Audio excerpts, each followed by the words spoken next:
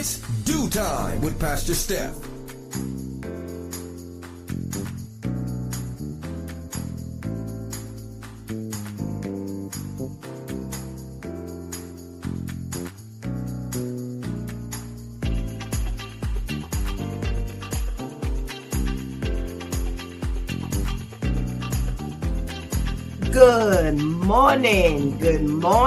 Good morning. Rise and shine. You're on with this Dew Time with Pastor Steph.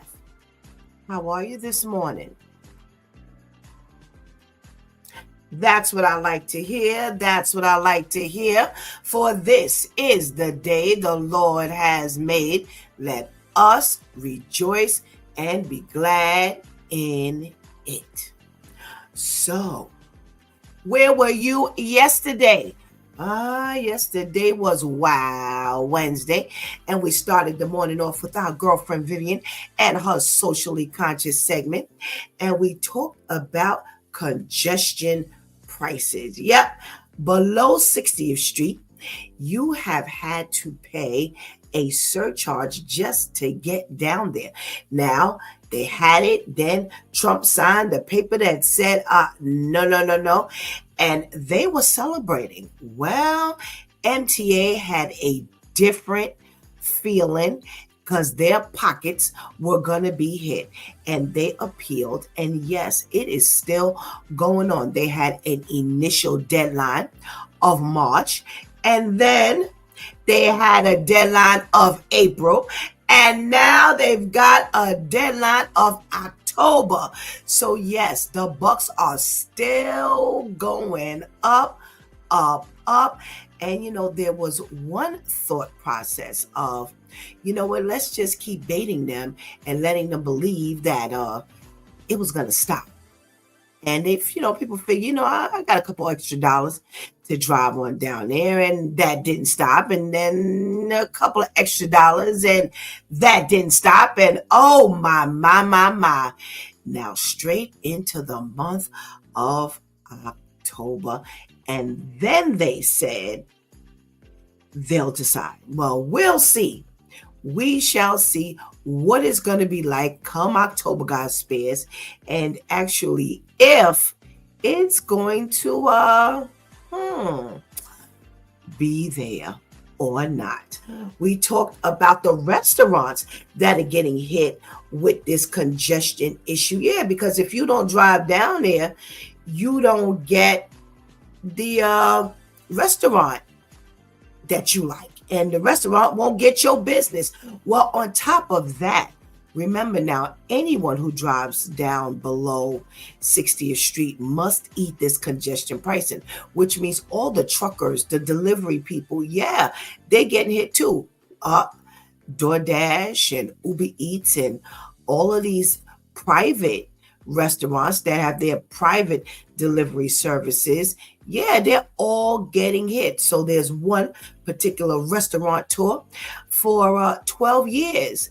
They've been in existence and they've survived the last 5 with the pandemic. And, you kind of think that that's it. And then on top of that, what happens? You get hit with congestion prices. So he says almost 30%. Listen, Pastor Steph rounds up. That's almost 50% of what you were making before. And there's nobody who can afford that. So, this congestion pricing, they're getting it in their pocket, but other people are losing it out of their pocket. So, it's got to be something that hurts. Yeah, it's gotta hurt. And it is got to hurt.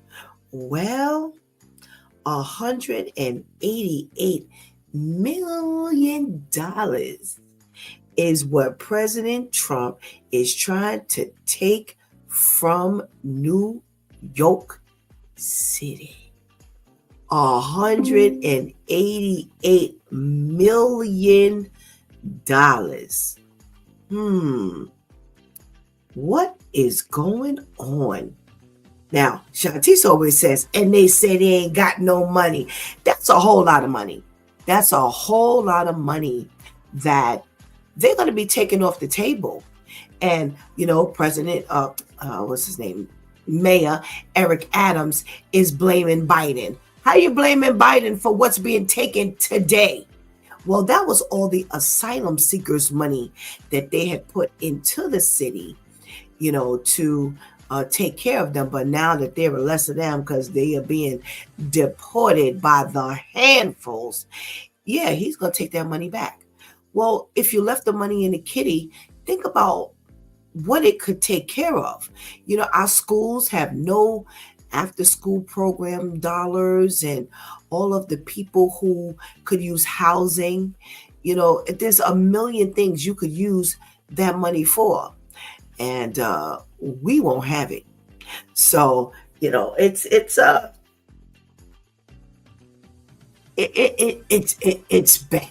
It's bad. And you know what?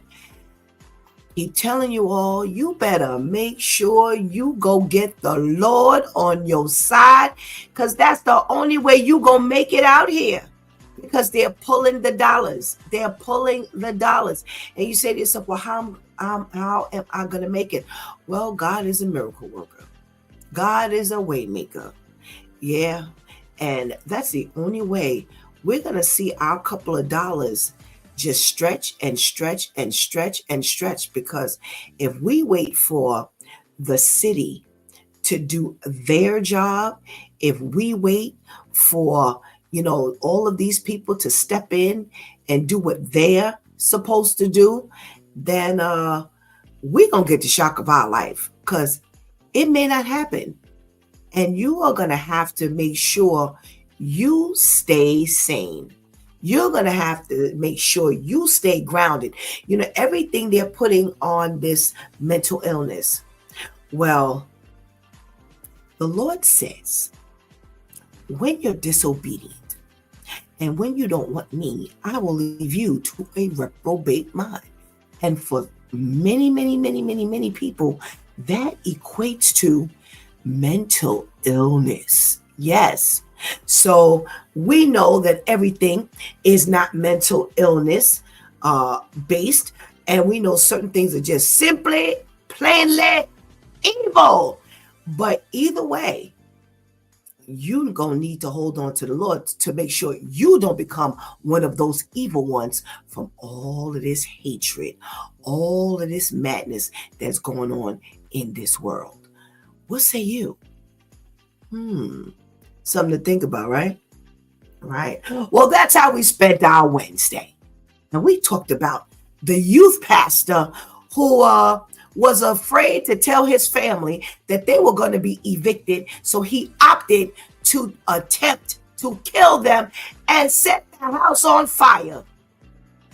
Well, he was going to kill himself, because if you couldn't face the music of your family, you surely wouldn't want to face the music of your judge.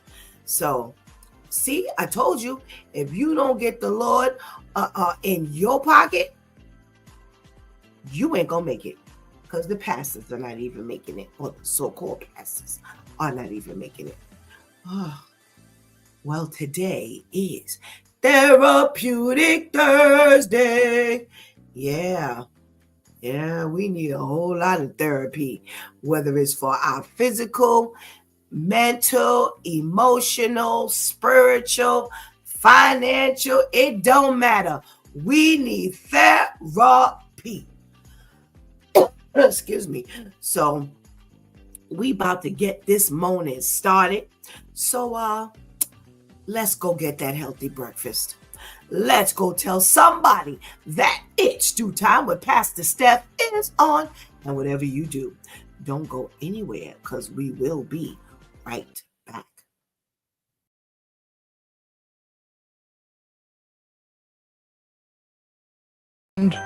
The story of Lita D. Newman, known as the hairbrush hero, is truly fascinating. Born in a small town in Ohio on 1865, Lita noticed the need for better hair care tools and set out to make a difference. Back in 1898, while styling hair in New York City, Newman patented a groundbreaking hairbrush that changed everything. This wasn't just any brush. It had synthetic bristles that were tougher, lasted longer, and didn't break easily, making it highly durable. Plus, She added a compartment for easy cleaning, a feature that was ahead of its time. Her innovative designs cater to different hair types, making hair care easier and more effective. This invention didn't just make hairbrushing simpler, it revolutionized the whole hairdressing industry, setting new standards. Lita's story is one of perseverance and ingenuity, inspiring many to follow their dreams and make a difference in their fields. So next time you fix your hair, remember Lita D. Newman, the trailblazer behind your morning routine. Her legacy lives on in every stroke.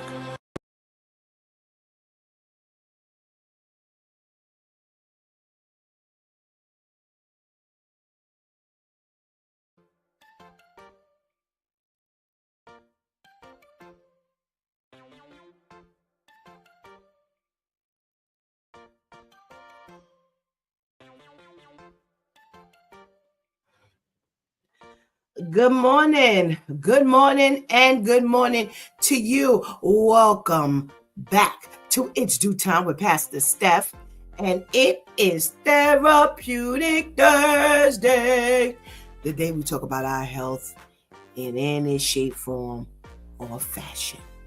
Now, if you're in the room, the only way I know that you're in the room is to get you to check in. Now,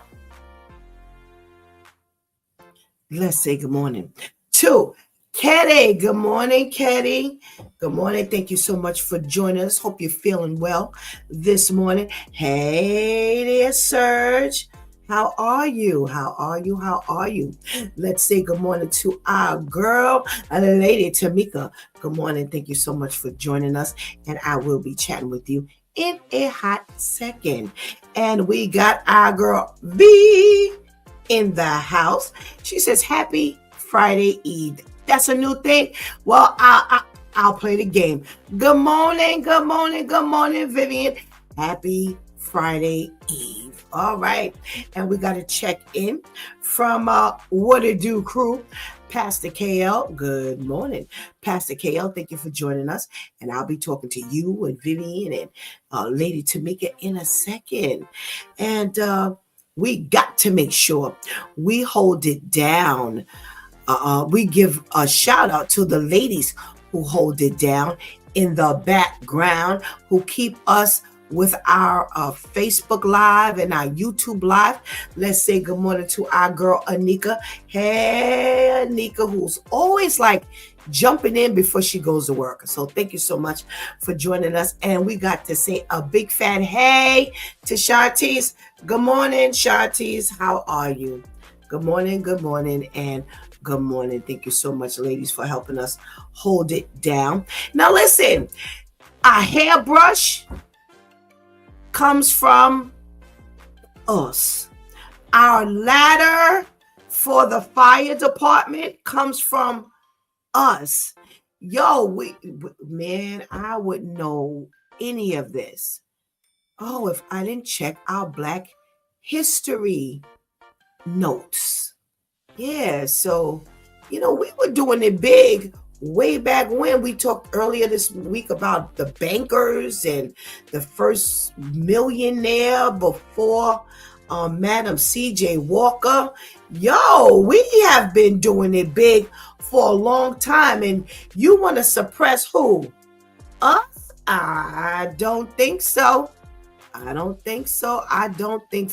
Stop playing them games. You couldn't get rid of us if you wanted to.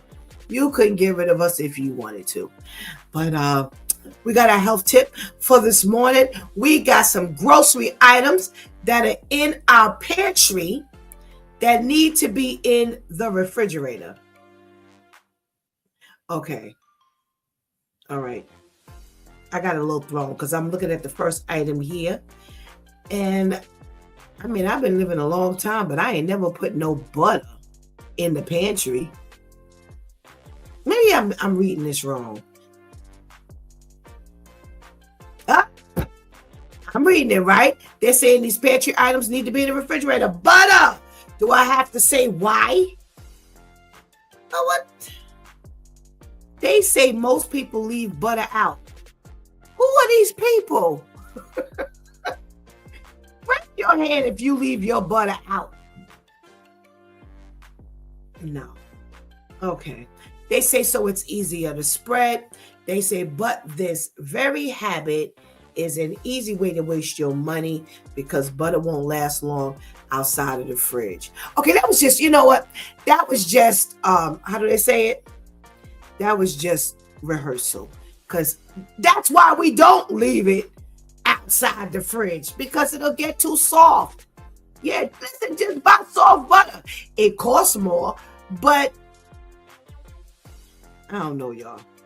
Okay, let's go to the next thing. Avocados.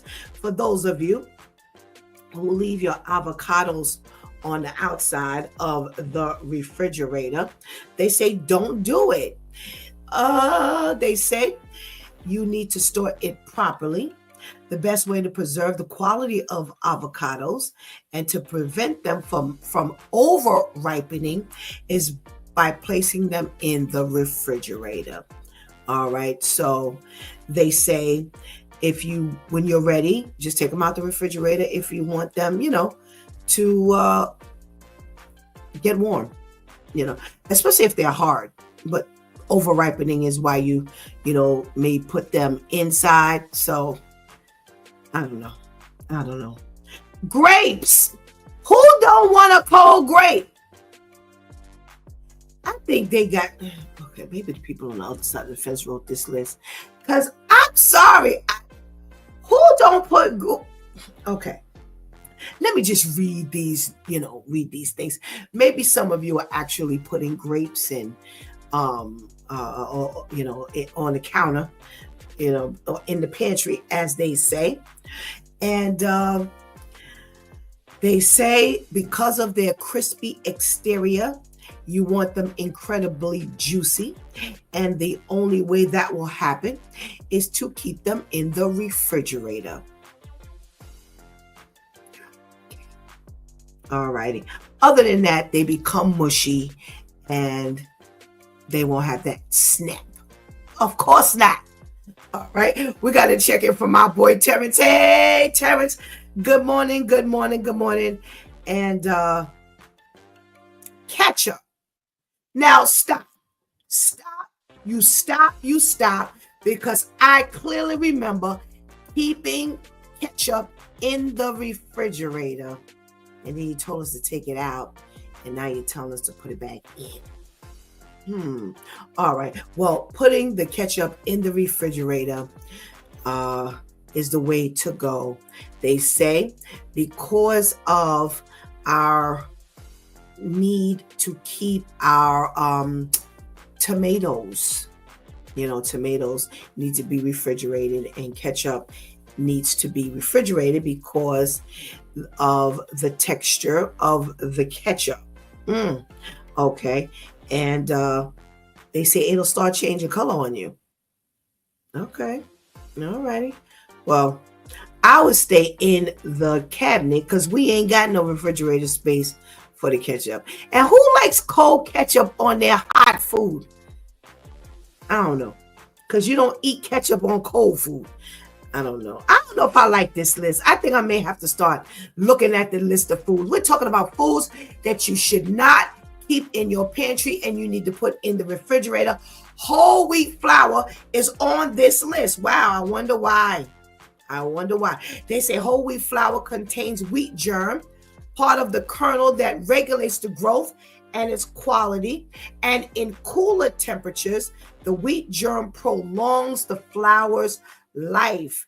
In warmer conditions, the wheat germ will spoil, giving your flour a weird, tangy taste. So for those of you who eat whole wheat flour, make sure it stays in the refrigerator.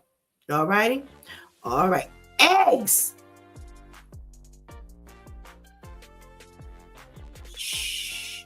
Don't tell anybody that I've always kept eggs in the refrigerator. Okay.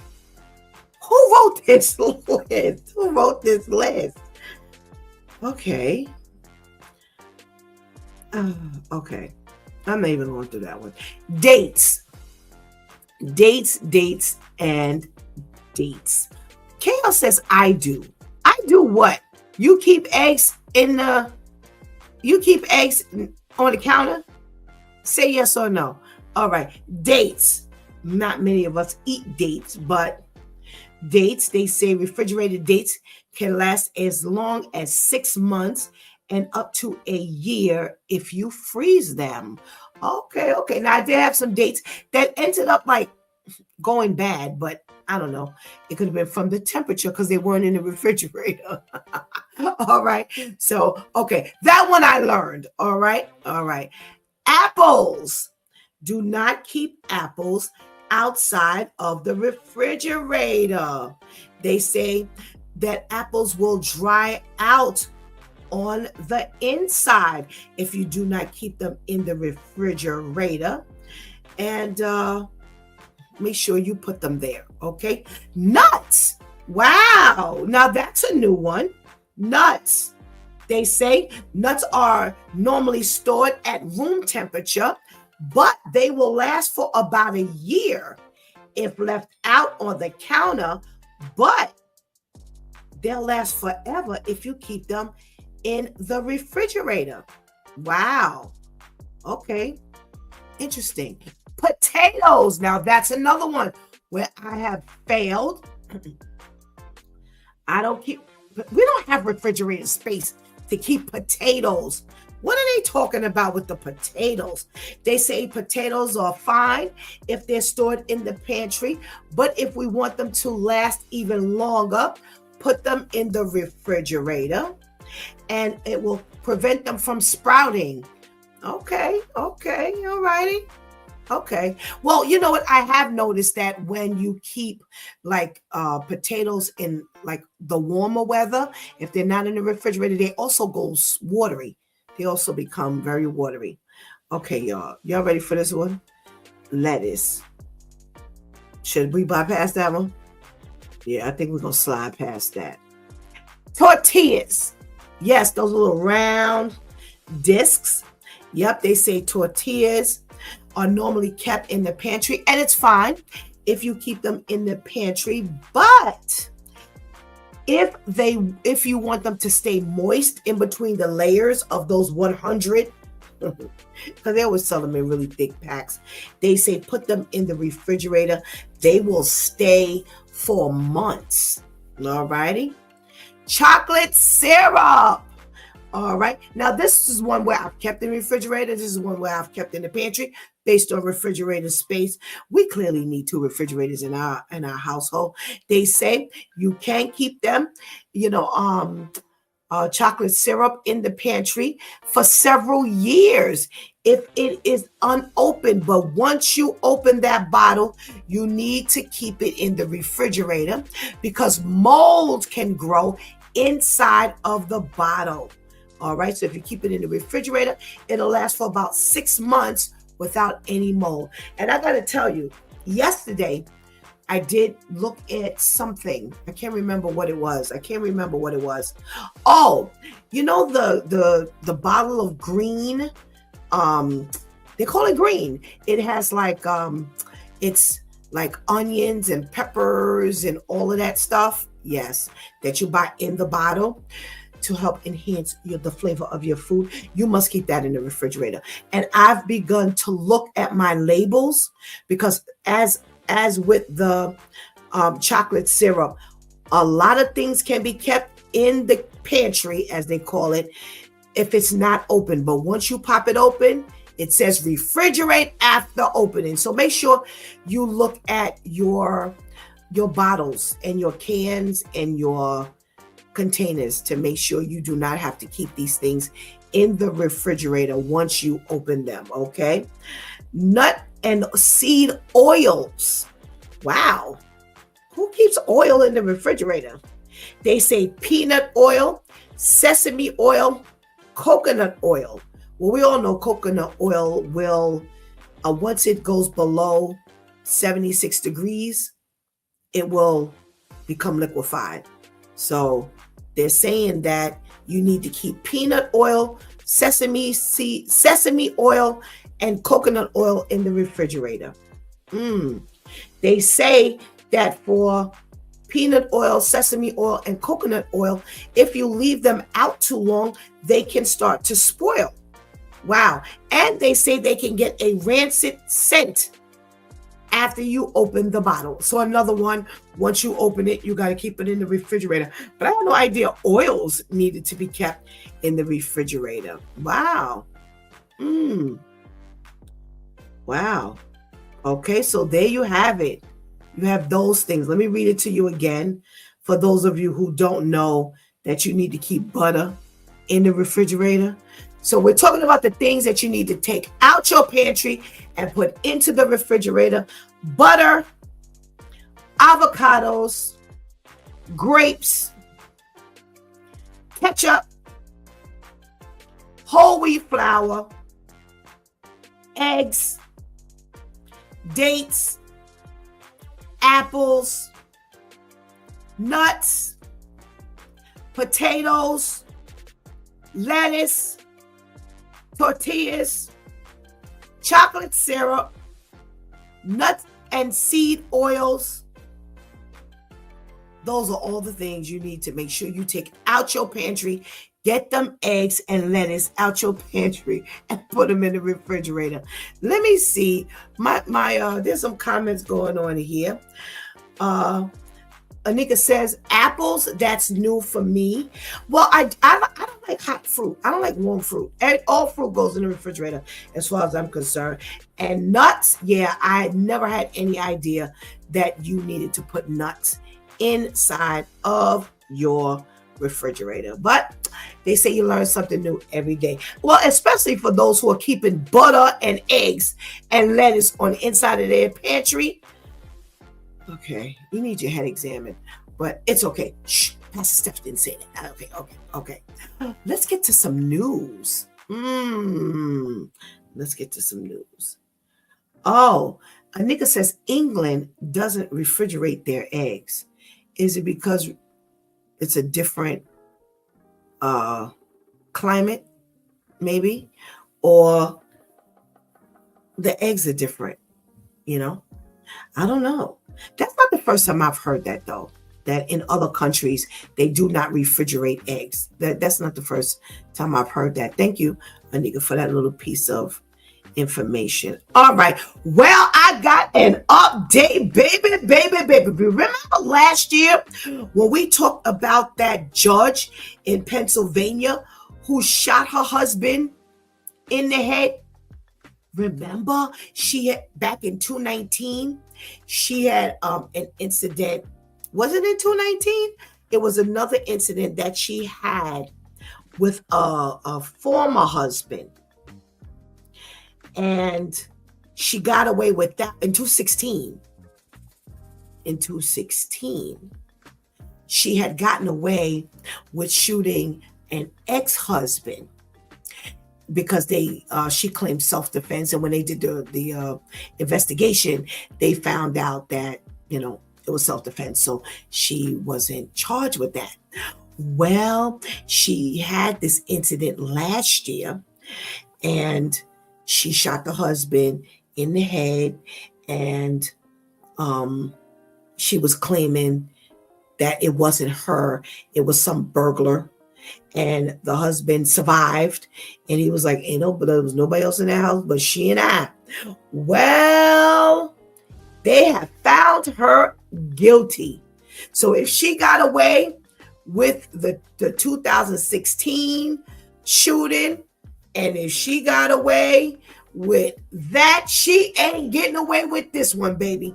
They say that she is going on May 28th for her sentencing, but they have definitely come back with a guilty verdict, and she can spend possibly up to 60 years in jail.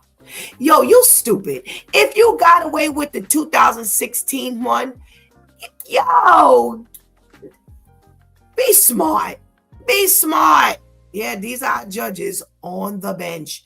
Yeah, homegirl, she ain't getting the second round of that. She is guilty, as the jury has found her.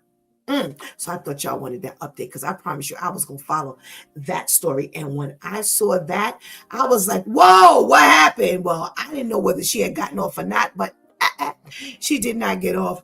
they have definitely smashed her. So let's see what the judge smashes her with when it comes to the years. And you know what? Let me tell you something. Based on who that judge is, they may smack her extra hard because she got away with the first one.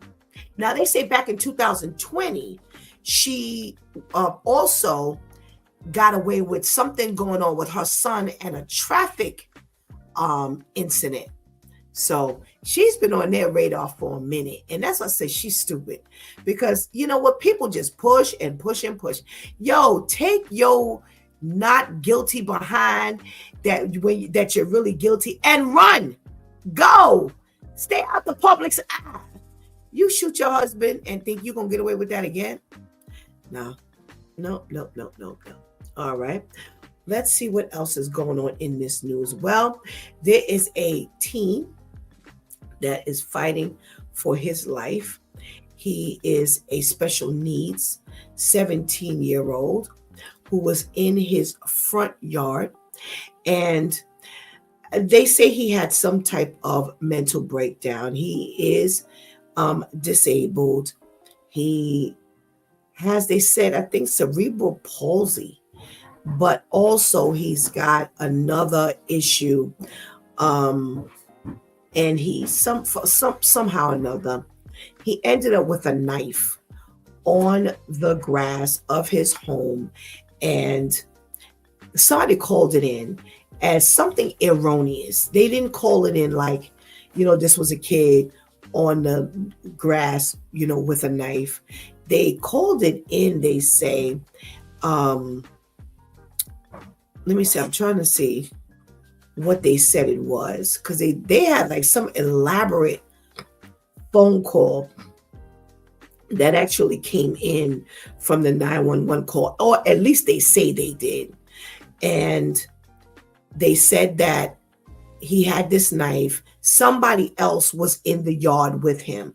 Now, based on the person who actually was filming the incident, they say that he really didn't pose a threat. And they shot him 9 times. The cops showed up, shot him 9 times. And as reported, he has one leg that has been amputated. But now here's the interesting part. They told him to put the knife down. Several people who were watching said that he did have the knife, but he didn't really pose a threat. So they really didn't have a reason to shoot him.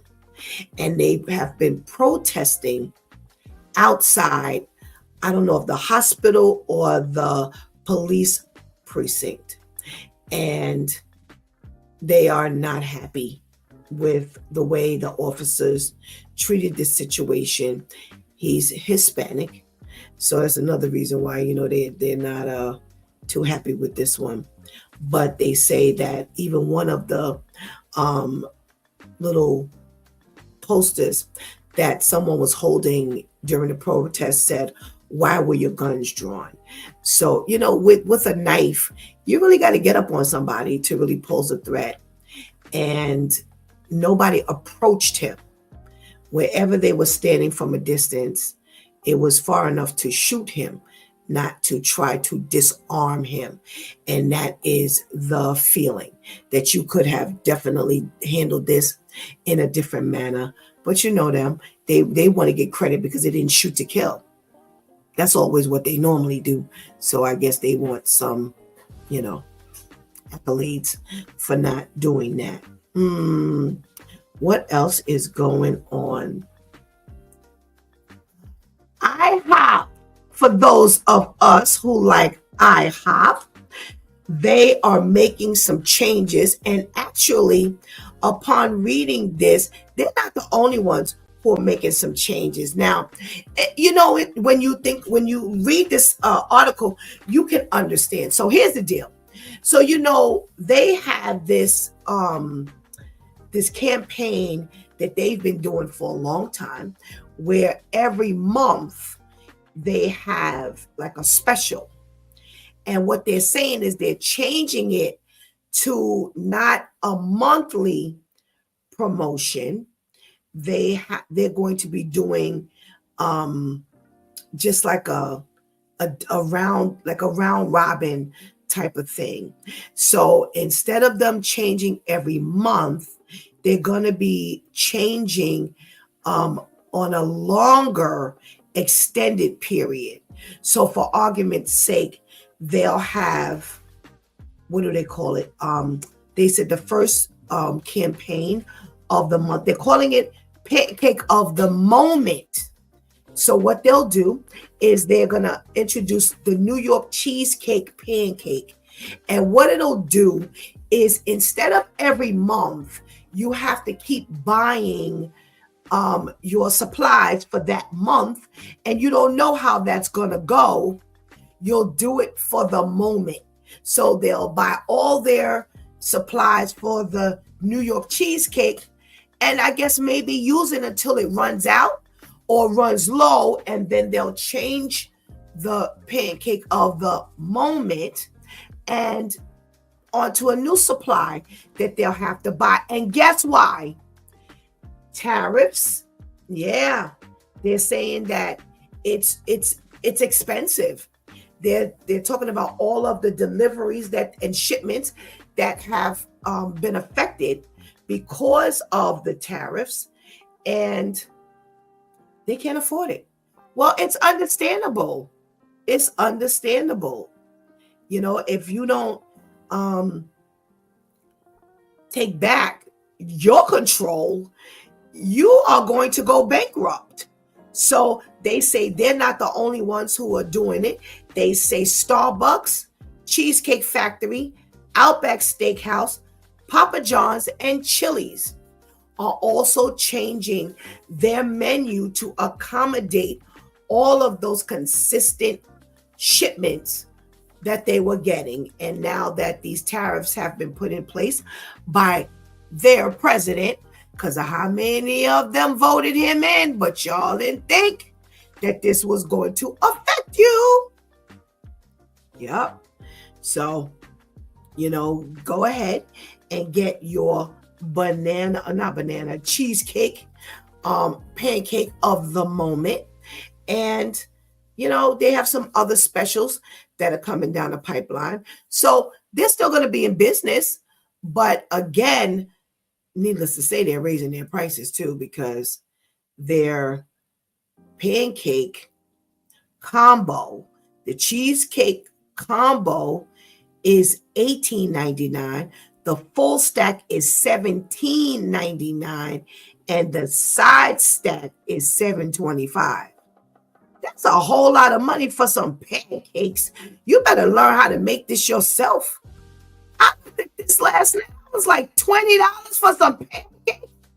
Man, you better get on YouTube and get creative, because they will be going out of business if they continue to operate at $20 for some pancakes.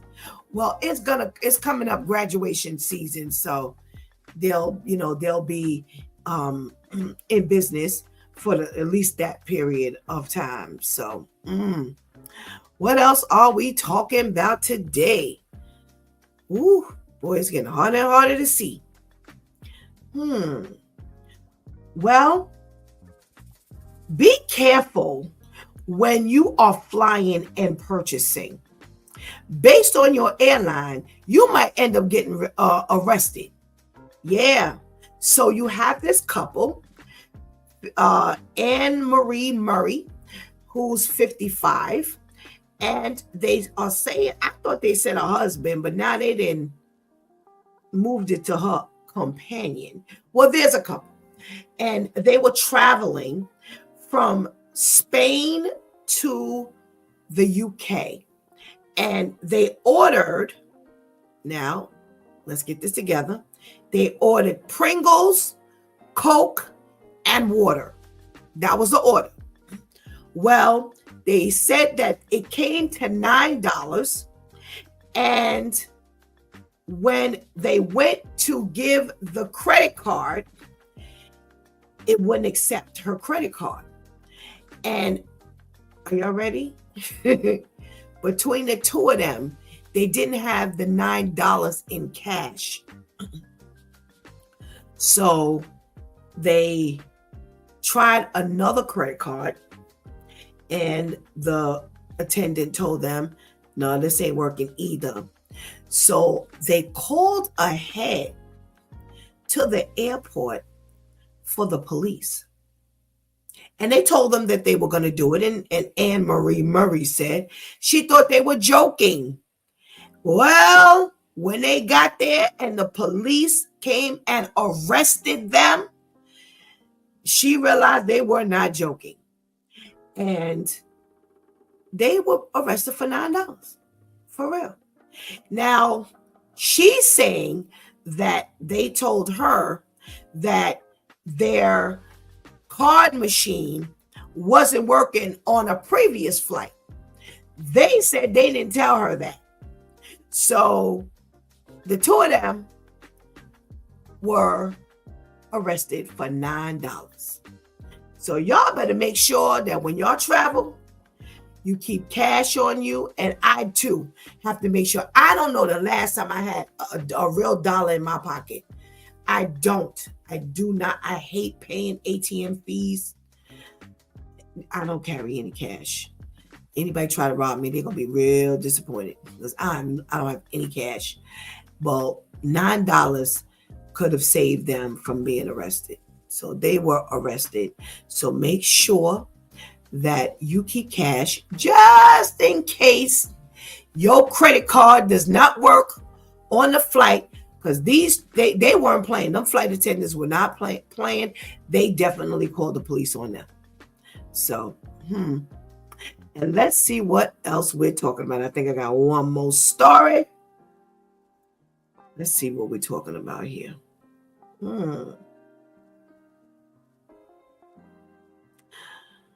right. Oh, I'm sure by now, everybody, if you've been on the internet, social media, if you've watched the news, you have definitely seen the video of the pallbearers carrying their family member, their deceased family member, to the grave site. When they got there, they went to put the coffin down on the holder, and the whole thing collapsed, and they all went down into the grave that had been dug up. Yo, they are not happy. This family said that the wood piece was brittle, it was wet, and it was unstable. And when they went to the weight of the 6 pallbearers plus the coffin, the deceased individual took that coffin straight down into the hole, and they want a refund. And somebody said they even want some additional money for what happened. And it's funny because I was looking at Instagram last night, and that's not the only time that it's happened.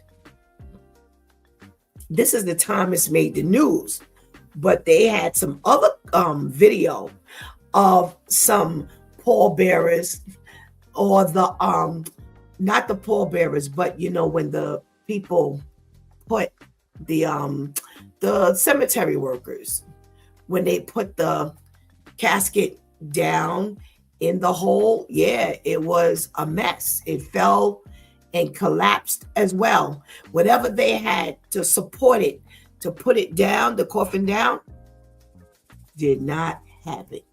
So they got to make sure this stuff is more stable, because here's the thing. The sun, that's what happened. All of the pallbearers, they, may have experienced, if any, some minor injuries, but the son, who was a pallbearer, was knocked unconscious. So they going after some money, honey. There ain't gonna be no reimbursement. They are blaming the the not the cemetery. They're blaming the funeral home, which is, I was surprised because I was like, well, the funeral home ain't the ones that dig up, in the cemetery. They like you. They go in there for the first time just like you are. So no, they're after the funeral home, and they say that they definitely want a reimbursement. So we'll see what happens. Where's my due time crew? Let's talk about some of this stuff here. Let's talk to our lady Tamika.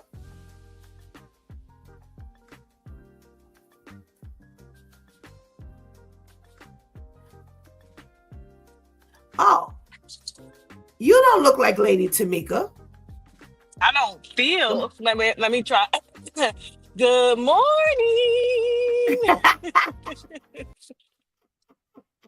You were supposed to say Thursday morning. Oh, good morning, Pastor Steph. Good morning, Vivian. Good morning. How are you?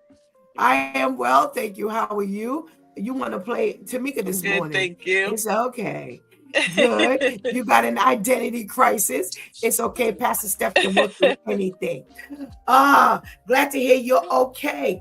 We got some stuff to talk about this morning. Nothing deep, but stuff to talk about nonetheless. But wait, Vivian, wait. I got to go back and see about my comments or anybody who checked in. We got to check in from our Deacon Diallo. Good morning, Deacon Diallo. And Shantice says, a cheesecake pancake, that's fat. All right. All righty. And she says Tamika's having difficulty getting on. Okay. Shantice says Cheesecake Factory changes their menus every 6 months. If the item isn't making them money, it's coming off the menu. It doesn't matter what they're trying to accommodate. Well, listen, that's smart movement. Right. That's smart movement. Let's go straight to that story. Viv, do you like AHA? Of course. All right. What do you think of this practice because of the tariffs? They're going to rotate this menu. They're not going to do it once a month. They're going to do it pancake of the moment. What you thinking? I think that's a good idea. You got to do what you got to do with the things that's going on in this crazy world as Trump is making his movements. You got to do what you got to do. I know a lot of people will probably be unhappy, but listen, it's either that or shut the doors. Like, which would you rather? If they ain't got your pancake this time, it'll be an opportunity to try something new or come back again and hope that they have it. I don't know what to tell you. Yeah, it's true. It's true. My thing is, listen, you can always go with the original. Right. So, if you don't like the choice, or stay home and, like I said, get on YouTube or TikTok and find that recipe for yourself. Cheesecake, pancake is something that all we need is the cheese, is the cheese, the cream cheese. Have some kind. What'd you say? You can figure it out. I said I think they have some kind of sweet cream on top, something like that. Okay. Serge's favorite. Yeah, you can figure it out. Okay, yes. And save you some money. Yo, when I looked at I had to look at the price again. It was like $18.99 for the combo. I'm like, well, what's on this combo? 5 pancakes, maybe a couple of pieces of bacon, and some eggs for $20. Well, eggs alone will cost you the $20. But that's, that's kind of expensive. But like you said, figure it out. Stay home, make your own pancake. All right, what else we talking about? Yo, I don't know if you were a part of the team last year when we were talking about the judge, that female judge who tried to shoot her husband and claimed that it was somebody else who shot him. Remember, he was in the bed and she shot him, and he said that it was her because she didn't think he was going to survive, but he did. And he ratted her out. You remember that story we did? I do remember that story. Well, they found her guilty, and she can get up to 60 years. She needs to get more. I feel like when you're in a position of power like that and you do things like that, you need to serve more time. I don't know. It might be just me, Mm, but you are a judge. You see this type of stuff go on probably yep. on a daily basis. And you make a move like that and then you lie and try to put it on somebody else. She should serve more time. No, I agree. I agree. I feel like if we're relying on you to be the keeper of the gate, you're gonna become the people that you're supposed to be keeping. Right. No, I agree. I agree. And I think that not only that, but I think they need to smash her because in 2016, where she shot that husband, I'm trying to remember. I gotta go do some research. I'm gonna talk about the next time. But I'm trying to remember, did he die? Well, she claimed self-defense and they didn't charge her back then. You know, she Hmm. wasn't found. She'd have to go to jail, court or anything. So if you got away with that and you were stupid enough to do it again, Right. yo, you definitely need to get 60 years or whatever. But I agree. I agree. If we're supposed to be relying on you, then no, you need to be smashed. You need to be smashed big time, and big time. All right. Let's talk about this this grave site incident. Did you see the video? I did not. Yeah. Well, if you open up social media today, I promise you, that's all they're gonna be showing. That's all they're gonna be showing. It was all over, no matter where you flipped to, turn to, that was all over social media. They say that they definitely want, well, first of all, they're blaming the funeral home. Secondly, they want a refund and they're and possibly a more money. What you think? I mean, I agree. I don't know if I would be blaming the funeral home. I probably will be blaming everybody so I can get as much money as possible, to be honest.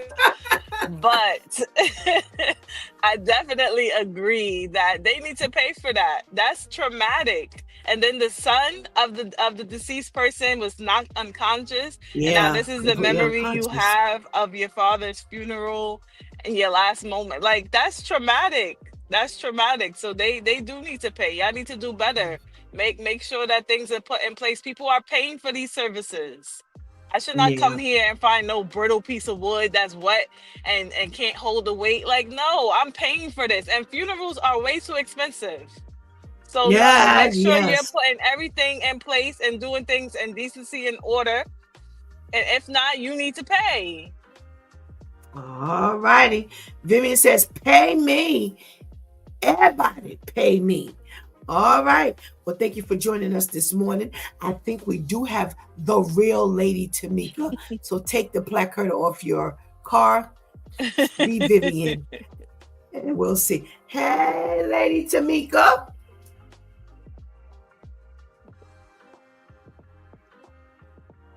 Now we have no. Use Oh sign yeah. language. How are you today? I was gonna say just use sign language. Somebody will be able to interpret what you're saying. Good, good, good morning. Good morning, Good morning. Vivian. How are you? How are you Oh, today? I'm doing well. How are you today? That's good. I'm well, thank you. I'm well, thank you. Do you remember us talking about the judge from last year who shot her husband in the bed and claimed that it wasn't her, it was an intruder? I do recall that. I do. Just people like, and here's the thing, she didn't get caught the first time. Technology is advancing all the time, and it makes it easier for you not to be able to get away with what you could get away with in the past. And now that we're in this day and age, use your brain. And blame somebody else, and the same thing happened the next time. Listen, you don't need to get married no more. Well, they're making sure that she won't be able to, because she's never getting out. But marry Yeah. me so I can kill you later. Well, honey, they about to smash her because when they said she could get up to 60 years, they're probably going to give her that 60 years. Terrence says she needs to get more years because she knows the law. And I do think it was not self-defense for the first one. She just knows the law really well and can claim self-defense to get away with it. I agree. That's what we said last year. We said, listen, she a whole lot of criminals standing before her teaching her some lessons. So yeah, she knows how to blame this on self-defense and get away with it. I agree, and that's exactly what we said last year.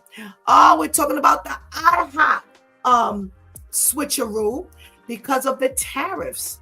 Not only is IHOP making the switch of from pancake of the month to pancake of the moment, but so is Starbucks and Cheesecake Factory and Chili's and all of these people. What are you thinking? Yeah, everything, thank you so much, Trump, for the tariff, because now, just not, you don't think about the way that it affects anybody else because, you got money, and so now you're starting to see it, and the sad part about it is he put the tariff on and then I guess somebody must have whispered in his ear and yeah, okay, so your favorite such and such is now more expensive. For you, it doesn't matter, for the average household. Listen, I just talked to you yesterday about how I went in my own neighborhood trying to just buy what I normally buy, $7, one piece of fish. Now I'll go back home and cook Right. it myself, and Right. so it makes more sense, and everybody is being hit in the pocket now because of the foolishness of this president. Sad, real sad. Absolutely. Absolutely. Let me see if I got any comments so I can keep up with them. Okay, I'm not. Absolutely. Like you said yesterday, the $7 fish. I told you the same thing with me over here with the fish, and it's crazy. It's absolutely crazy. Quickly before we lose you, what about this grave site debacle? Who are you suing like Vivian? Vivian said, I'm suing everybody. Yeah, what are you doing? Everybody that had anything to do, I'm getting the ushers. I'm getting the person that cremated and embalmed my person. I'm calling everybody's going down. Yeah, it's horrible. Terrence says they're trying to sue the funeral home because that's where the most money goes to, and they think they slick. Yeah, because the funeral home gets more money than the actual cemetery does. And Anika says, yep, at Terrence, the funeral homes mostly work with the certain cemeteries. The funeral homes work with the cemeteries, and they probably suggested that one if they didn't have their own choice for the burial site. Yeah. Well, thank you so much for joining us, Lady Tamika. Where's our girl Shantice at? Good morning. Good morning. How are you? I'm fine, thank you. How are you? Good. I'm well, thank you. I'm well. We're talking about this Pennsylvania judge. Do you remember that story? I didn't remember it until you mentioned the part about him sleeping in the bed and then she shot him. Yes, I vaguely you bringing that story up previously. Okay, so what do you think? So they're saying that, hey, she should get more time just because she's the law. Absolutely. Because as Vivian said, you see this every day. Unless regardless of whatever law you practice, there's some type of crime you're witnessing every day. And if you're a judge where, they may have you covering criminal law, you see all levels and all types of crime being presented to you. Why would you then? Okay, you did it the first time. Especially with these men out here, it's real easy to catch a woman slipping and you might pistol whip somebody real quick or something. But when you did it again, it was like, come on now. This is really, you trying to make a trend out of this. Like you trying to go down in the Guinness World Book of Records of being the first female judge who can sit on both sides of the law. That's what you're trying to do. Wow. All righty. All right. Kevin says she did not. Wait, hold on. She did not hear us. She was sleeping. No, he was sleeping. He was sleeping, and she shot him while he was sleeping. What about this IHOP tariff concern? And it's hitting their pockets. So they're like, all right, pancake of the month. Nope, pancake of the moment. And you were the one who said that Cheesecake Factory flips the menus for what's not selling. Yep. Every 6 months they have something called menu rollout. And what they do is the management, executive staff, they'll go over the menu items and they'll see which items are not being sold as much. And those are the items that come off. And then they call a meeting, and everyone in the front of the house to the back of the house, so that means the servers to prep, has to attend so we know which items come off and what new items come on. And I'll never forget, they had one menu rollout meeting when Cheesecake Factory first introduced their pancakes. And I forgot his title, but he's pretty much like the superintendent of Cheesecake Factories in that district. And he said, oh yeah, because these are going to be better than IHOP. And all the black servers looked at him like, come on now, bro. I think you put a little too much on it. I think you put it, but I don't know if they still have it because I haven't worked there in about 7 years, I think. But it was a hit. I was a little surprised because, you know, when we have the menu rollout, but when they have the menu rollout, we get to try the new items, you know, menu items.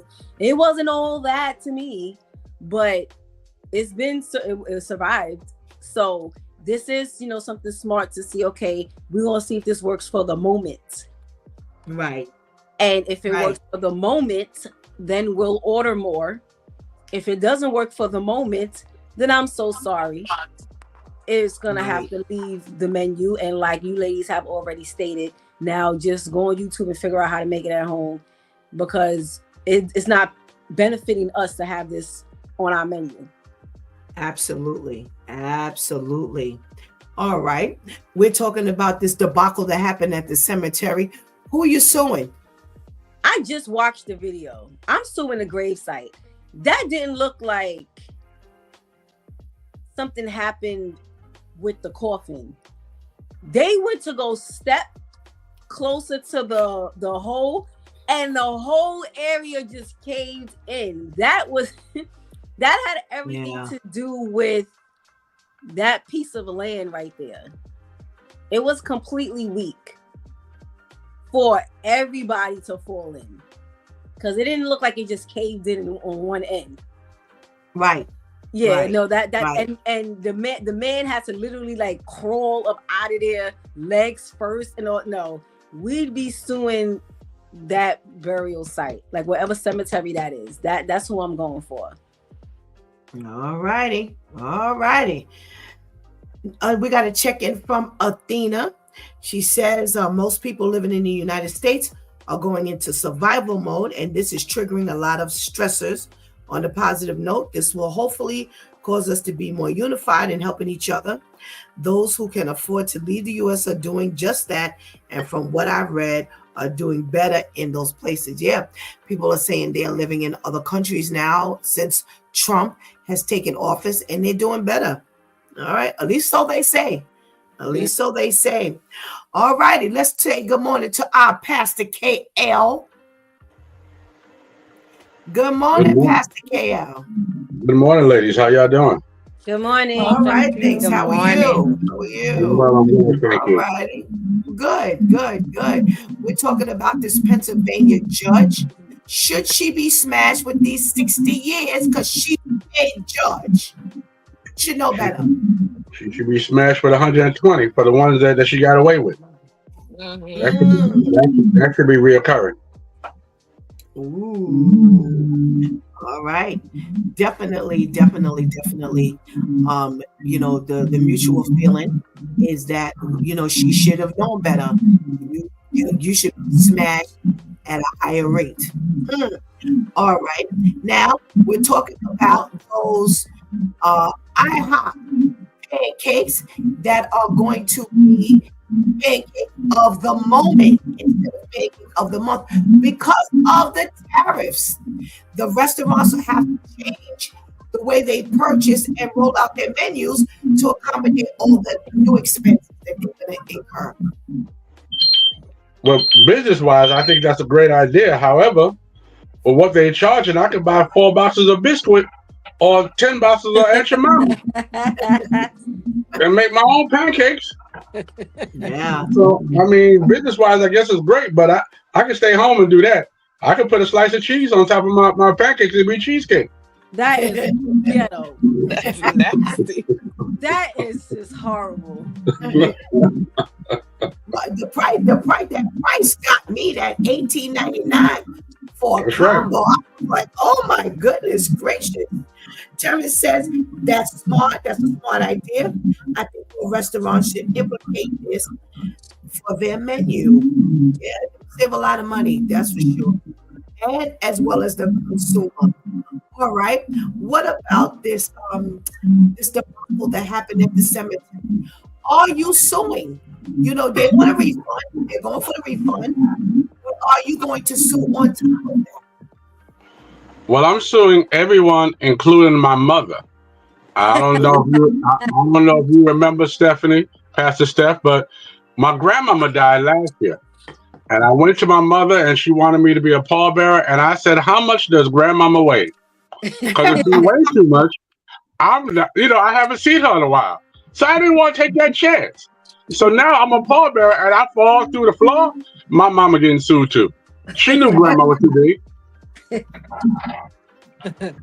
He did tell me that story, y'all. For the record, he did say his mother asked him, well, how much did she weigh? Wow. Wow.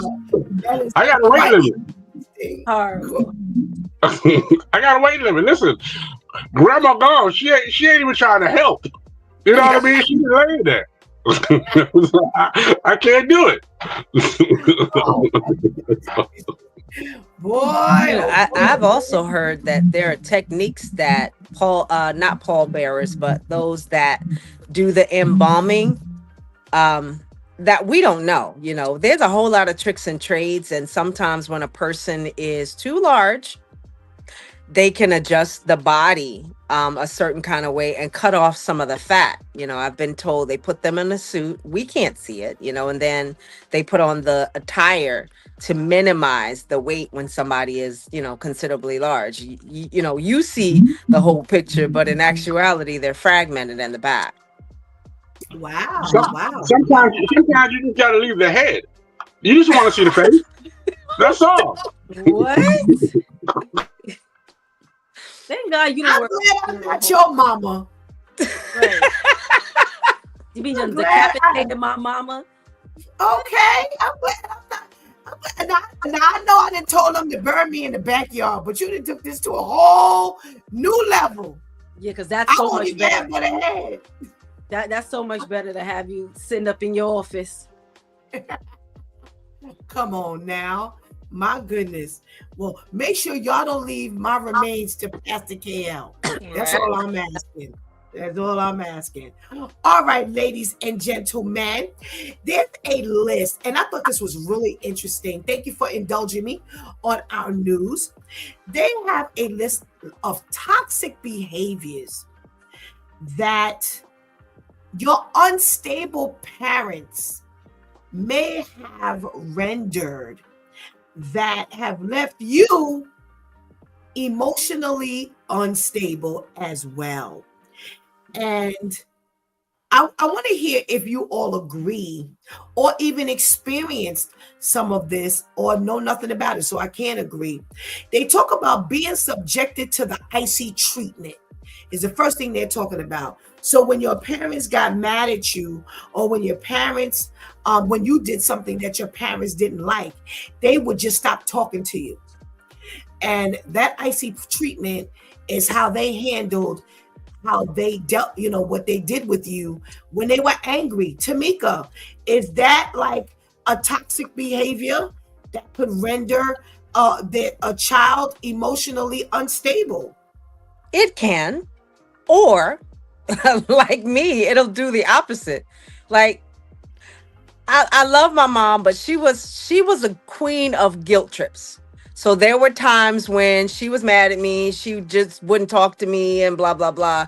And so I tell people you can't get me with a guilt trip. And it's because I was, treated that way all the time. So when you start guilt trips, I'm like, okay, whatever. It don't matter to me, So it does one of two other things. Because when you start doing a guilt trip, I'm like, yeah, okay, all right. How long is this gonna work? Because it's not working for me.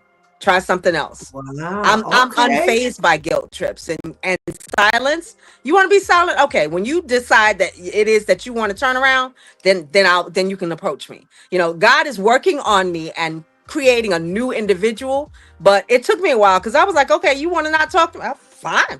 I don't care. And I was good for saying, well, forget you. I'd block you quick. I don't have to talk to you. And, that would be the end of it. And that's because, I was affected by guilt trips early.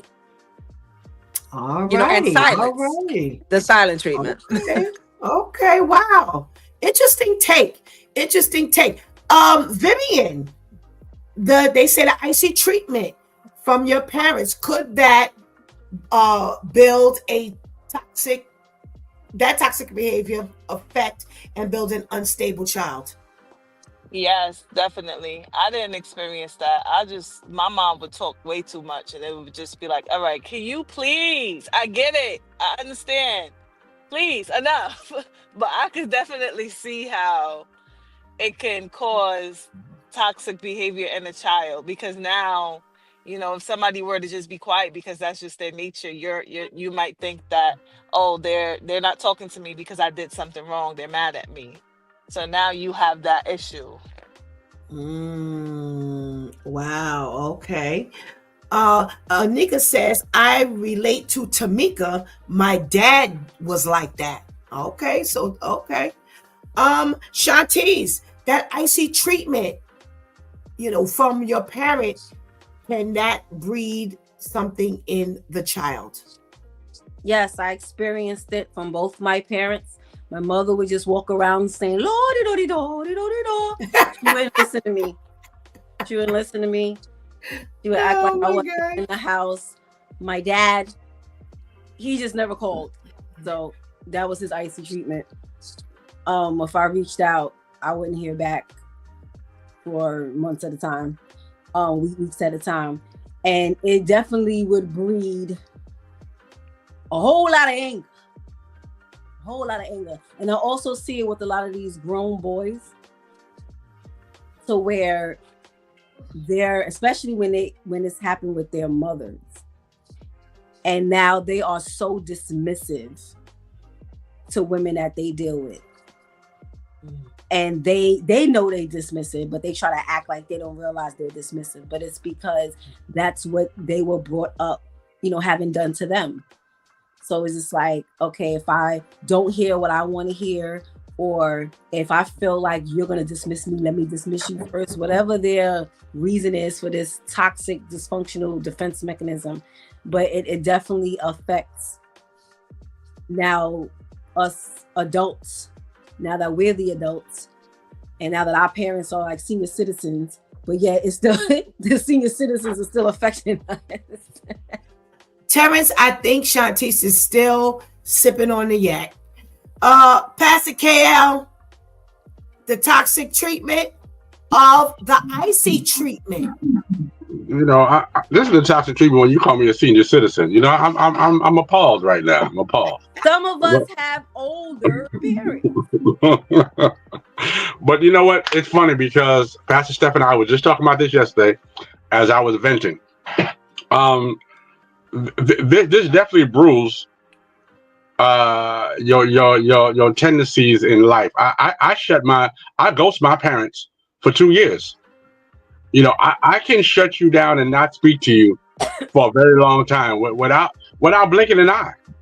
This is how I grew up. You didn't want to talk to me. I was okay with it, but I've learned to not want to talk to you as well. So good or bad, I mean, it works for me. It doesn't particularly work for the other side because the other side thinks that they're getting you back, they're making you upset, and I'm not upset. The less things I got to talk to you about, the less time you're gonna ask me for anything. I ain't gotta give you no money. I ain't gotta give you no time. I ain't gotta give you nothing. So I just shut down and don't talk to you. But it definitely creates that experience. Wow, wow, wow. Terrence said, dropping all the tea, all the tea. All right. The next thing they talk about is being robbed of an apology. Can that breed an unstable child, Vivian? Yes, black parents don't apologize. At least not in my experience. They don't. So now that breeds a bunch of adults, because my mom had a lot of kids, breeds a bunch of adults that don't know how to apologize, don't know how to accept apologies. So definitely, when you don't apologize to your children or in general, it definitely can breed toxic behaviors in them when they get older, because then they don't know how to apologize. All right, all right. Something to think about. Shantice. Yep. One of my parents ain't apologized yet. I'm 39. And now everybody gonna apologize to me. Now I want an apology from everybody. And I was demanding an apology from everybody until I realized, hello, obviously everybody don't apologize slowly. So what are you waiting for? But it made me grow up to where I resent not hearing I'm sorry. Now I look at you even worse when I make you aware that you've done something that offended me or whatever, and you don't apologize. Now it's just like times 800 because you now fall into the bag of the people who don't apologize. So you're not really sorry. I don't care what you do, how many buffalo wings you try to buy me, you're not sorry. Say sorry or you're not sorry. All right. Pastor KL, they don't apologize. Well, I'm not going to apologize for beating you. I'll apologize maybe how I beat you, but I'm not going. I'm just not going to apologize for that. Listen. Back in our days, it was because I said so.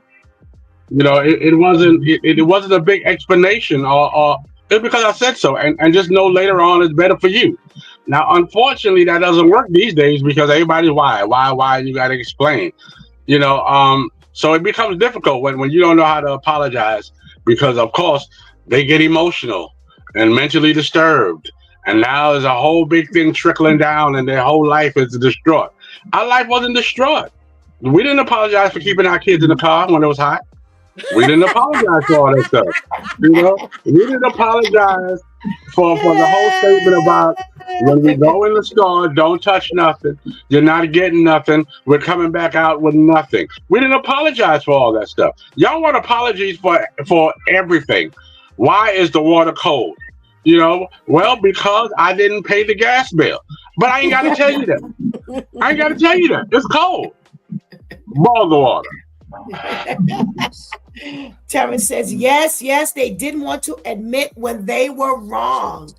And Shantice is 200 proof. She had the 200 proof What yesterday. Get over alcohol, okay? All righty.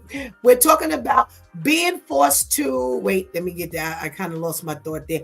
Being forced to apologize for ridiculous things is the opposite side that they're saying, your parents put you through. Could that breed an unstable child, Vivian? Yes, that could also breed an unstable child. Again, that's not something that I experience, but I could see how it can breed instability in a child as they grow up, because then you could possibly have those type of people that's always apologizing for everything. I just spit it out for everything. Yeah.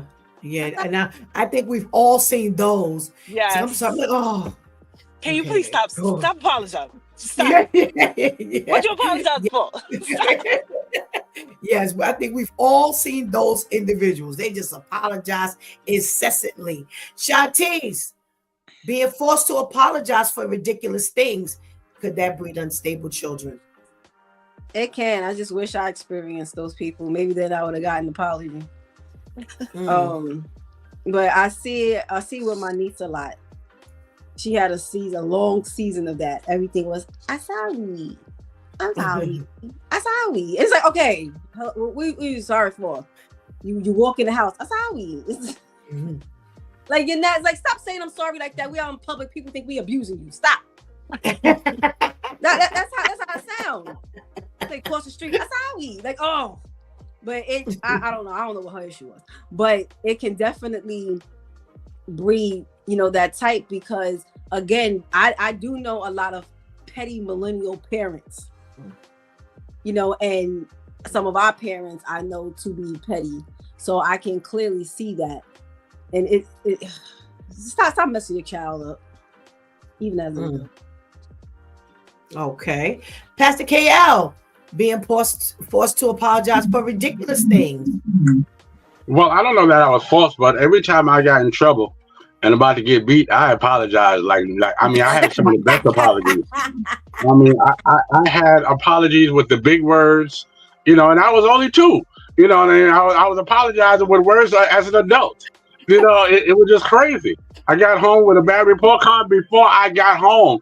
I had the apology already written down. This is how I started acting. I had monologues. I was writing scripts before I got to the house, and I knew what they would say, so I automatically had the answer. It was almost like they was part of the script. They already knew their lines. It was wonderful. It was wonderful. They already knew their lines. AJ says, I'm sorry. Oh, okay. Good morning, AJ. Before you go, Vivian, being punished for showing emotion. Yes, definitely can see how that can create an unstable individual because now you have the people who don't know how to express themselves emotionally. So they can possibly become abusive because they don't know any other way to deal with their emotions. Or you have just the zombies walking around that don't show emotions, period. Because when they showed emotions when they were younger, they were beat or they were punished for it. So it definitely can cause an unstable individual as they get older.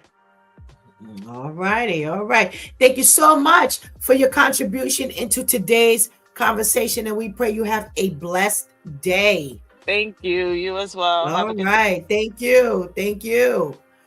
All right. Pastor KL, being punished for showing emotion. Yeah. So again, I guess because I'm old, my parents are old. So as a boy, you was a man, and you had to man up. That's when I learned to man up. You couldn't cry about certain. What you crying for? All you do is fall, and you got 3 stitches. What you crying for? It ain't hurt that bad. You know what I mean? So little things like that, we had to man up. When we didn't get what we wanted, we couldn't cry. We couldn't do this. We couldn't do even if we was hurt. You know what I mean? It could have been a knife in the side of your head, but don't cry. It's coming out. You be all right. Oh my goodness gracious. Tamika, we're talking about things that were done, as children, our parents did that possibly created unstable children. Being punished for showing emotion is the next thing we're talking about.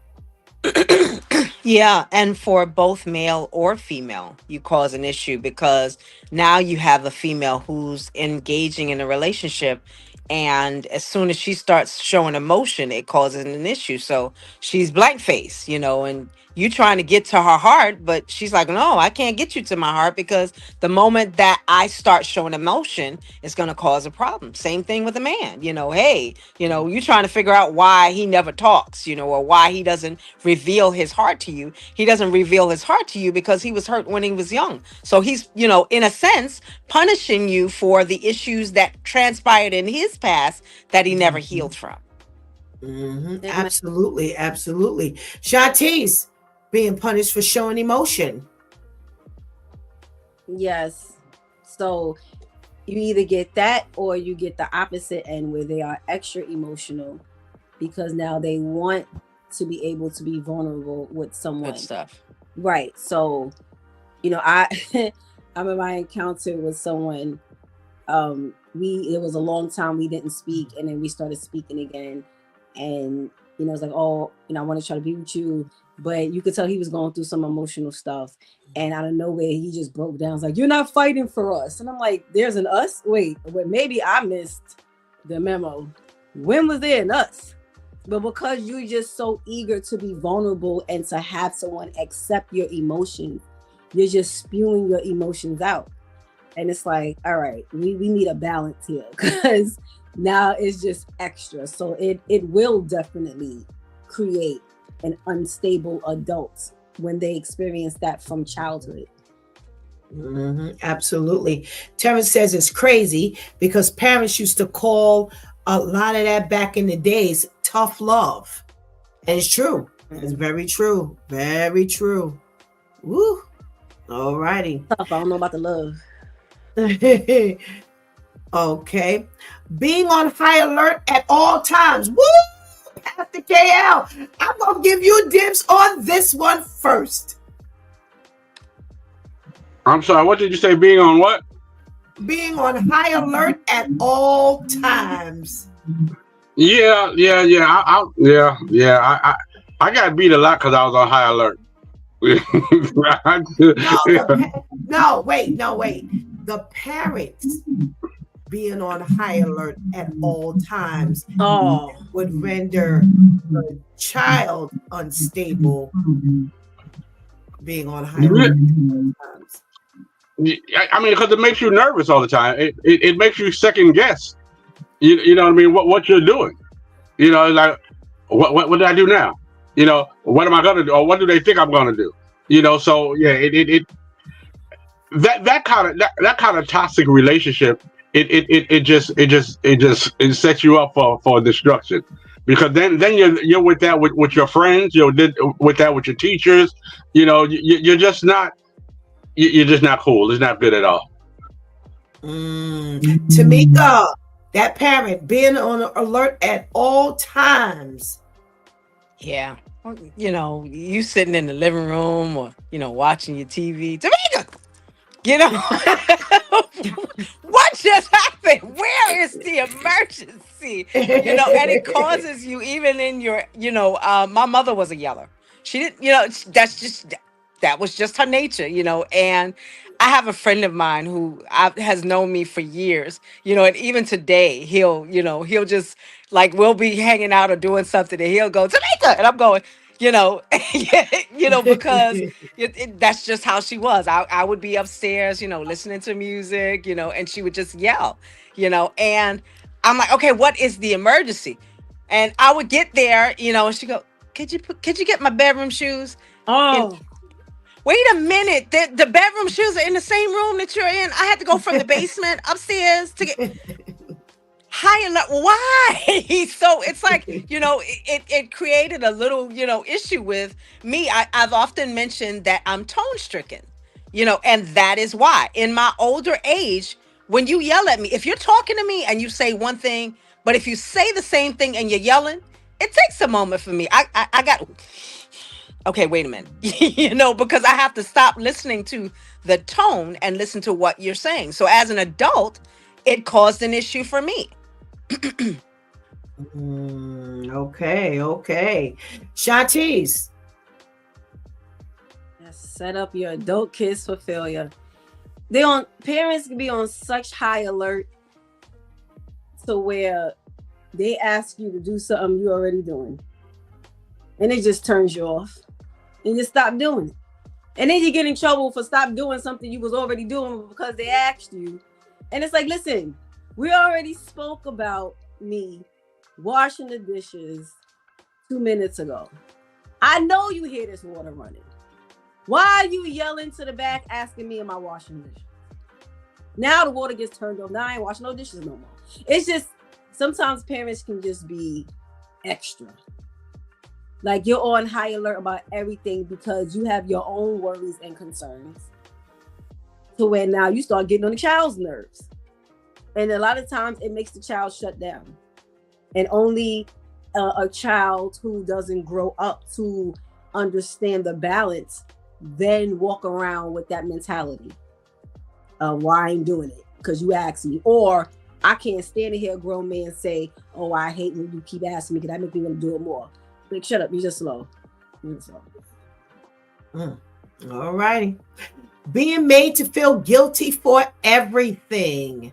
Pastor KL. Yes, I mean, because the lights is out, it's not because I keep on going in the refrigerator. You know, that's not the reason. You know, you didn't pay the bill. You know, why you say this to me? You know, sometimes, you know, parents, you know, I know my parents, it was my fault for everything. You know, we had roaches because the garbage wasn't taken out when it was supposed to take out. You know, I'm like, well, maybe because we got too much garbage. How about that? You know what I mean? We ever thought about that? You know, but I'm supposed to take garbage out at 9. I didn't take out at 10. Now we've got an hour worth of roaches. Too many. You know, so there's a problem. You know, there's definitely a problem. What is an hour worth of roaches?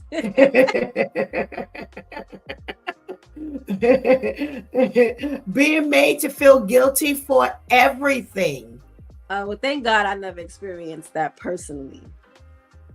But I definitely have friends, male and female, who their parents guilt tripped them a lot.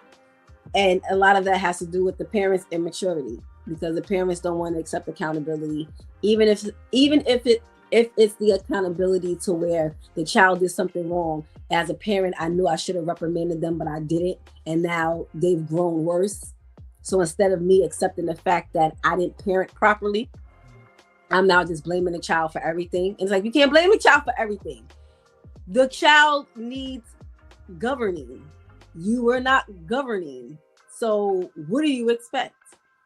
You know, but that's a lot of times that's why it's just like, I guilt trip you because now as a parent, I don't have to take ownership for how dysfunctional you are as a child or an adult child.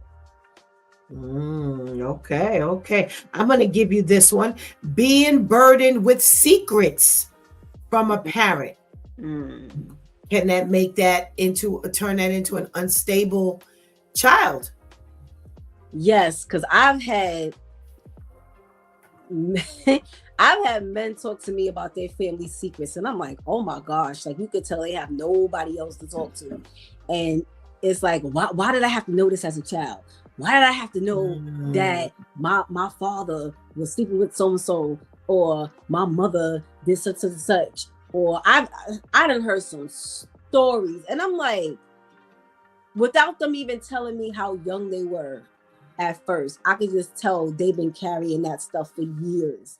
And you can't do that because, again, you burden your child with these secrets, and now your child, before you even get to they grow up learning how to keep secrets, it helps them to be so mentally and emotionally imbalanced to where now they feel like this is being done to them.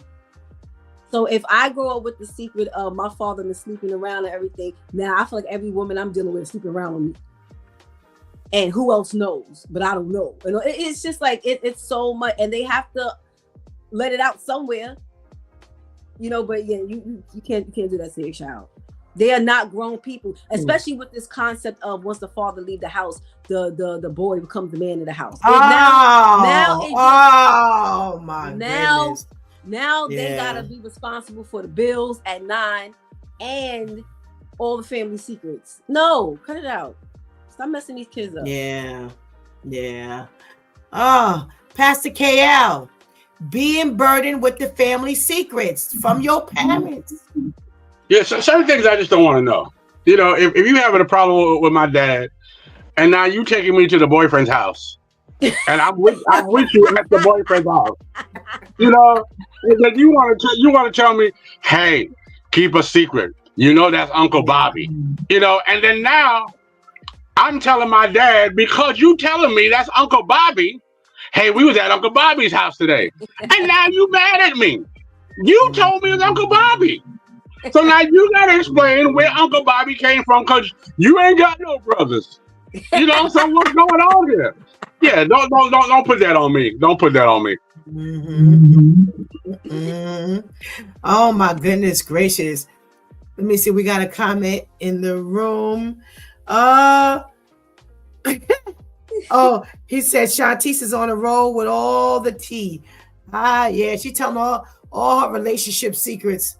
Oh my goodness. Here's one here. Being on the end of a cruel joke from a parent. Can that make this a toxic adult? Shantice. Absolutely. Because it ain't jokes. Just as damaging as a madman shooting a deadly weapon. This is a verse, y'all. This is a verse. Just as damaging as a madman shooting a deadly weapon is a friend. Wait, is someone who lies to a friend and then says, "I was only joking." Those ain't jokes. Mm-hmm. You're laughing at how you really feel. Mm-hmm. So if you as the parent walk up to me and say, "Hey, you fat," and start laughing, that ain't no joke. You laughing at the fact that you feel I'm fat. But now if you have a bold child or a real sensitive child to where they're gonna let you know how they feel, now it's, oh no, I was just joking, shut up. No. Because see, now in a few years the joke gonna be on you, because it's only a matter of time before either they embarrass you on either end, either because your child is so sensitive that's gonna embarrass you in public, or they're gonna start telling you how they feel about a few things in the public, and that's going to embarrass you. So the joke, as we used to warn people about my grandmother, you better stop laughing because the joke going to be on you in a minute. All right. Tamika, being on the end of a cruel joke.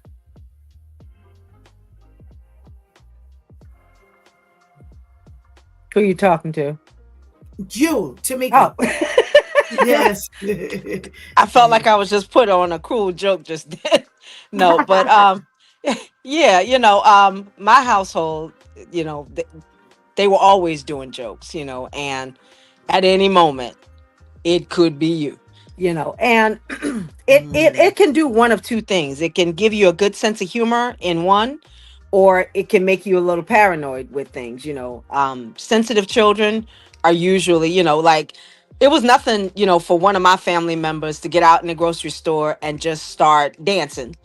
For me, I'd laugh. It's comical, but for my brother, it would traumatize him. To the point that I'm the extrovert, he's the introvert. And you fostered that in that, every child is different. And some children you can do something with outright, others you can't. You have to be very, very cautious, as to what you can do. You don't realize at the time the implications that it could cause, not really realizing that at the time you're damaging your child. Now they don't want to do anything outside. They're cautious in anything and everything that they do. All righty. Pastor KL, being on the end of a cruel joke. Yeah, so being a comedian, what's funny to you may not be funny to me. I used to hear my stop shaking your head. Stop shaking your head before you break it. Stop. I ain't actually agree. I ain't actually agree with that. But you still shaking your head, Lord Jesus. My mother, my brother had a problem with using the bathroom in the bed. And my mother thought that was the funniest thing in the world. She used to call everybody in the family, "Pee-pee boy at it again. Pee-pee boy at it again. He just peed all over the place. Pee-pee like a dog. Pee-pee boy." And my brother was really sensitive. He's a little, he a little sugarfoot. You know what I'm saying? I think that's what started his little sugarfoot. You know what I'm saying? I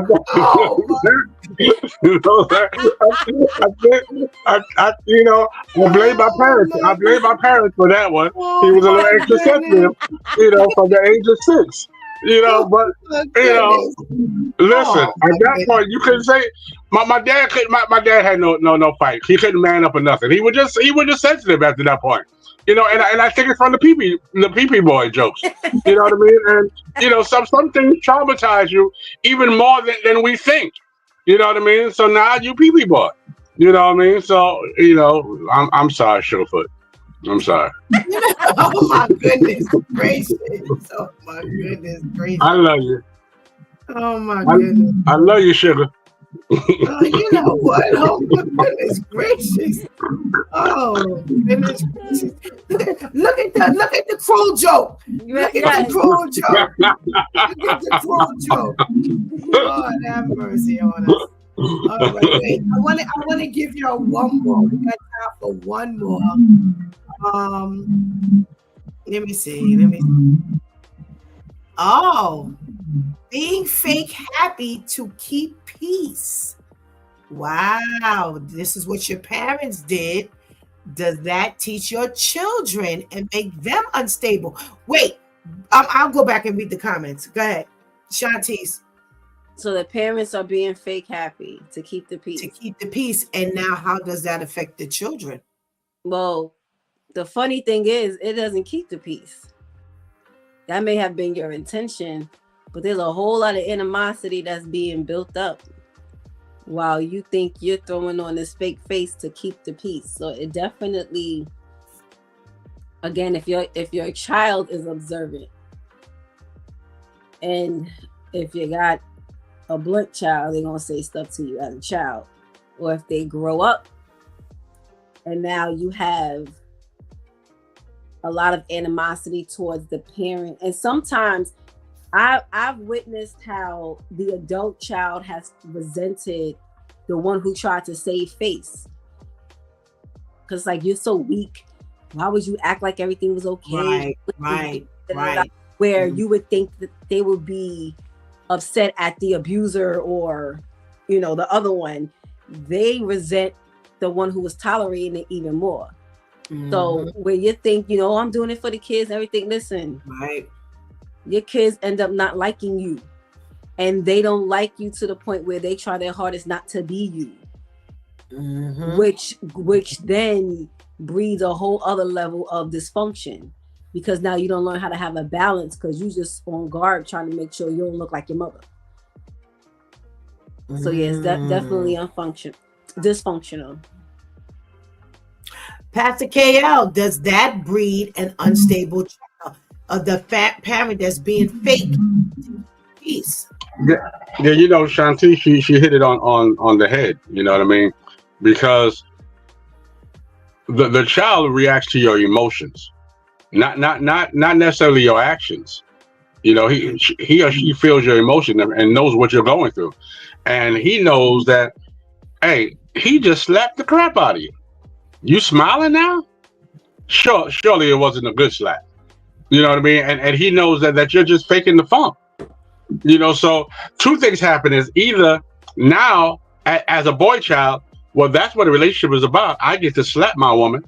The female child says, well, maybe that's just normal. I'm supposed to be slapped. Or it goes the opposite way. Now I'm never going to do that, and I'm never going to sit there and act like that. So it breeds two different things. It breeds a generational curse. Saying, or it breeds a angry black woman. Absolutely. Oh, thank you, my due time crew, and your contribution for this conversation has been great. Thank you so much, and we pray you have a blessed day. Thank you. You as well. You as well. Yeah. Thank you. All right, let me get these comments out the way. You have Ketty, who says, yes, it can be a burden because some of those secrets you have to go to the grave with, because it can hurt a lot of people if it comes out. Absolutely, Ketty. Absolutely. Nika says, yes, Tamika, again, my family, especially dad, was always joking, made a little more self-conscious. Absolutely. Anika says, trying to keep the peace. The kids learn how to lie not expressing themselves truthfully, and start to mistrust adults. Absolutely. Kenny says the children knows when you're fake happy because the child can see that you're not happy. Absolutely. Absolutely. We got our benediction today. Peace be to brothers and love with faith from God the Father and the Lord Jesus Christ. Grace be with all who love our Lord Jesus Christ with love incorruptible. Ephesians 6:23 and 24. Boy, oh boy, oh boy. You always hear me say, big messes were once little messes. And I am looking at a list here of things that parents did that sometimes they really thought that this was beneficial to the children. This would be beneficial to the children.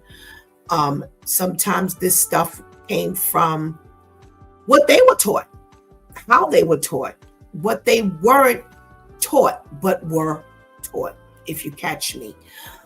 Sometimes parents do things and they don't realize that they're teaching their children things. And when I look at some of these things, being subject to the icy treatment, parents giving children the silent treatment, that could have easily come from, that's how their parents handled them. And now this is how they handle their children.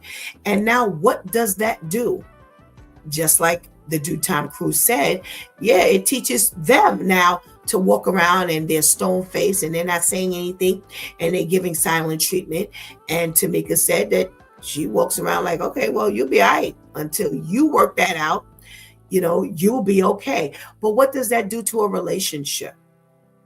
So what happens when you're bringing that into the relationship, but a person from the opposite side really needs you to talk?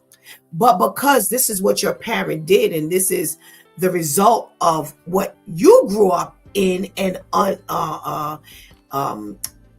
into, now where does the relationship go? Where does the relationship go? It really goes nowhere.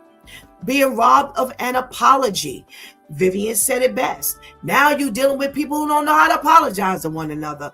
So everybody thinks they're right, or they know they're wrong, but because they never got an apology, they feel like they don't have to apologize, or they don't know how to apologize. Now what happens to that relationship?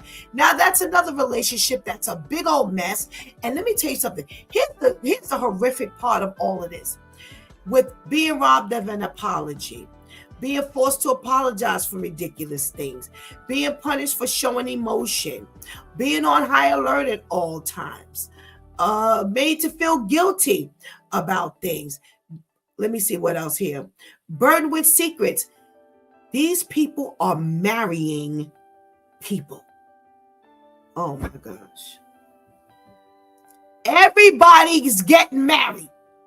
So now you've got children coming into this situation, even when you're not married.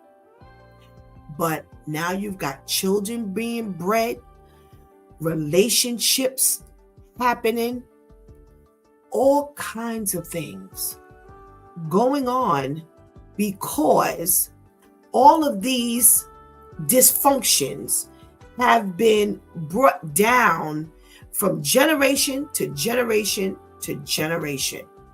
Being on the end of cruel jokes. I can't stand it. I can't stand it. It is one of the most insensitive things, in my opinion, that making fun of people, that there is one of the most disgusting things that I see happening. I can't stand it because there's a lot of hurt that's happening behind that fake smile. Now you gotta pretend like you are right because you've not been shown how to express emotion. Or when you express the emotion, remember, now people are telling you, oh, you're a baby, or man up, or boys don't cry, and all this kind of stuff. But your feelings are hurt, so you don't know how to handle it. What a dysfunctional world we live in, because all of these things are generational curses, because you don't know how to get out of it, because this is what you were given. And unfortunately, you may have been given these things because those people, your parents, the people that raised you, just didn't know no better. My mother yelled all the time. Well, I see why. She yelled a lot of the times, a lot of frustration, a lot of unhappiness.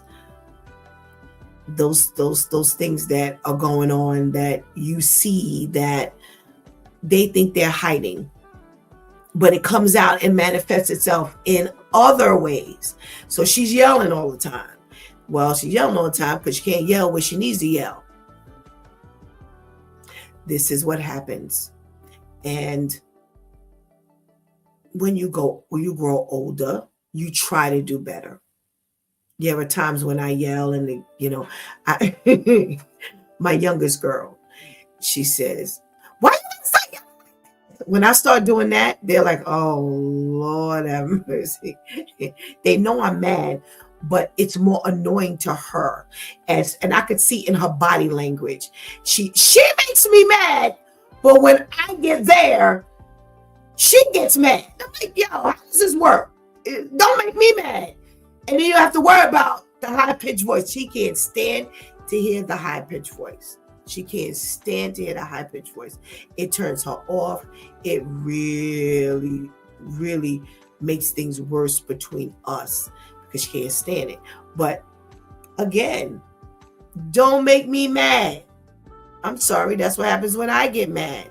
So, these are things that, like I said, I come from a yelling mother. I would like to think I didn't yell about everything. I did yell about a lot of things, but I tried to make it a better, opposed to doing the same thing. But did I always hit the mark? No.